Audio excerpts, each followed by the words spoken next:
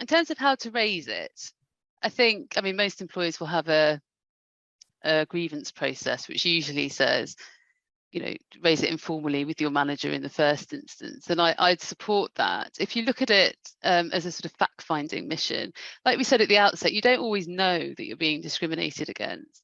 And I don't think there's a problem with, I mean, at least yourself acknowledging that and using the grievance process as a fact-finding mission, but also to collate the evidence that you need. So the first thing might be, in a very informal, non-confrontational way, to ask your manager or the decision maker why they've made the decision that they have. Yeah. You know, and get that in writing, get some more information about that. And then that can inform your thought process. You know, we went through the different types of discrimination. Is there less favorable treatment? What's the reason? You know, getting that information will help you break that down.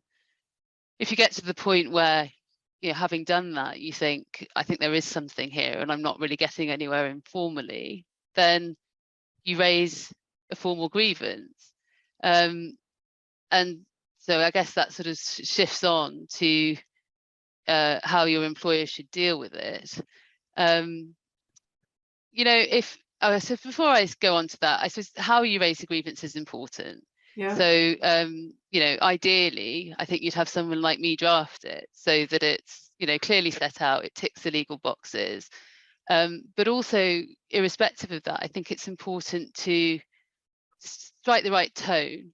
So not to be overly aggressive, take a sort of inquisitorial approach to it. And that sort of entering into the spirit of the grievance. I mean, you can't help it. If an employer is going to just sort of stonewall you and not deal with it properly, there's not much you can do about that. Sure. But you can see that that might have an impact on how they address it with you.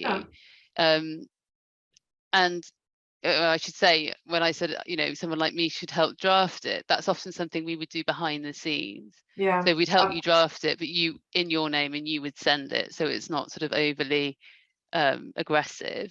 I think we should talk about, I was going to ask you, like, at what point should people contact someone like you and how does that work? But why don't we, let's wrap up this bit and then I'll come back to it.